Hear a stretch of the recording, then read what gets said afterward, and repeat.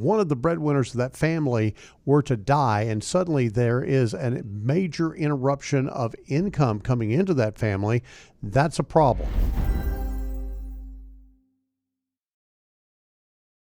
Both myself and my sister are financially stable and don't need any kind of assistance.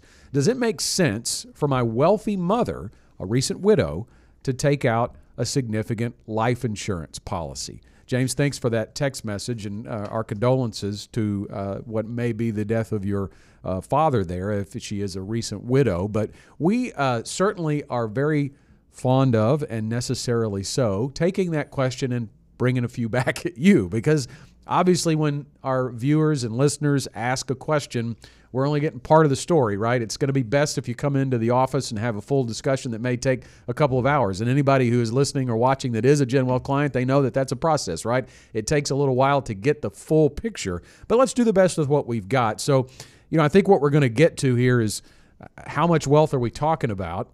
We're going to have to talk about this from an estate tax perspective, potential estate tax perspective, and also from an inherited IRA perspective. So we'll get there.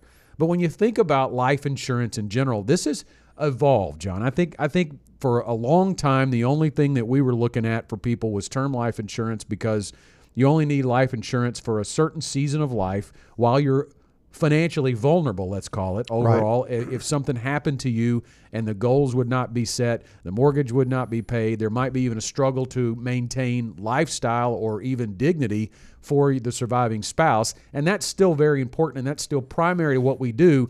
But because of a change in legislation and potential changes down the road, life insurance kind of has taken on a little bit of a new meaning. Yeah, and I still think that we have to be cautious about life insurance, because it's one of those things that there are legitimate needs for life insurance in a lot of different cases, but sometimes the discussion is much more of a contrived excuse for making a sale of a life insurance policy that somebody may or may not need. So let's be clear about that. But at its core, Scott, you hit on it just a moment ago. Life insurance is really for income replacement. The most vulnerable people with life insurance are your typical young family, a couple of kids, a house mortgage, debt up to their eyeballs and all of that. If the breadwinner or one of the breadwinners of that family were to die and suddenly there is a major interruption of income coming into that family, that's a problem. Now, in the case of James and his mom, doesn't seem like that's even remotely the case. I would assume that his mom, because she is financially independent, that there's really no big income risk or anything of that nature. So the income replacement aspect of life insurance for James's mom just really doesn't exist. But that's really not necessarily the end of the story. I think you have to ask, first of all, where is this wealth located? Yeah. What kind of wealth is it? Is there liquidity with this wealth? There's a lot of things here that we've got to kind of unpack to be able to accurately answer this question. So let's take the where is the money piece to this question. So if there is a substantial amount of assets in retirement accounts like 401ks and IRAs that your mother has on her own or has now become the owner of because of the recent widow status that she has, and you are telling us that you and your sister are financially stable, so we're going to assume for purposes of answering this question that there are two siblings. That's it, right? And y'all are going to be the two recipients eventually of all this inherited wealth. So if there's a substantial amount in an inherited IRA after your mother passes, let's keep it easy and say there's $2 million that's going to pass on, and you and your sister each are going to receive $1 million in inherited retirement accounts. Pre-tax. Roth IRAs would not qualify here, or they would qualify for the rule, but they wouldn't be a problem like what we're getting to. The new rule, and we say it's new, it's not all that new anymore, it's about 5 years old actually. The Secure Act that was passed in 2020 requires that the inherited IRA dollars be completely withdrawn over a 10-year period. So if you inherit $1 million from your mother, you're going to have to take all of that money out and expose it to taxes over the next decade. So that's at best $100,000 or so per year, which doesn't even account for growth in the account, which could potentially be great as well.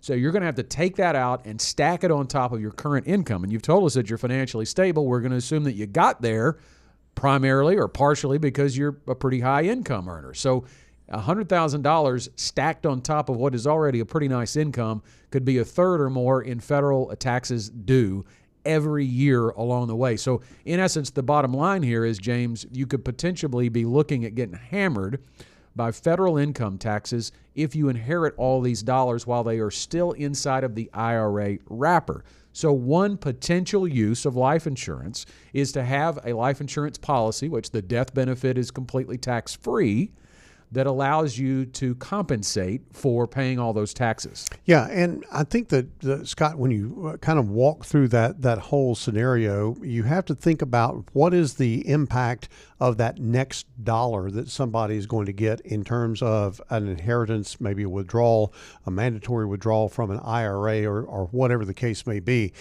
If you are, let's say, in the 35% tax bracket, it might push you to the 37% tax bracket. And there's a lot of things that happen inside the complex tax code that can alter the amount of tax that you actually pay on the upside as you are taking this. So it's a very onerous type situation. And so if you've got something like a tax-free death benefit from a life insurance policy to cushion that blow, or if mom just wants to go spend that money and leave the life insurance to the kids as their inheritance, then that could qualify for a tax-free distribution of those assets to the kids, as opposed to a much reduced taxable distribution of those same IRA assets. And finally, before we move on from this question, the other piece, if we're talking about a different level of wealth here, because this doesn't really apply to many people right now because the exclusion is so high, but if her wealth, if her estate is going to be over $13 million, and that's the current law,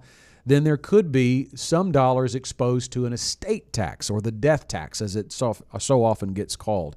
And that's a different situation too, because you may not inherit near what you thought you were going to inherit if you have to pay the 40% estate tax. There are strategies there, including life insurance, John, that could be helpful to, again, provide a tax-free death benefit to pay estate taxes. There are also strategies in place like an irrevocable life insurance trust that we don't have time to get into here, but you could talk to an advisor, an attorney about that. That's a way to potentially pay those estate taxes. We don't know if her wealth exceeds that, but the other piece to that is we also don't know how big that exclusion is going to be in the future. Yeah, the estate tax is up for grabs, so to speak, during the Trump administration. I would suspect that they will be hard pressed to get Donald Trump to sign anything that decreases the threshold and exposes more people to estate taxes. But you never know in politics. Yeah, and that has been as low as $1 million in recent history. We don't see it going that low again, but that is subject to legislative risk, so it's always good to be aware of that. So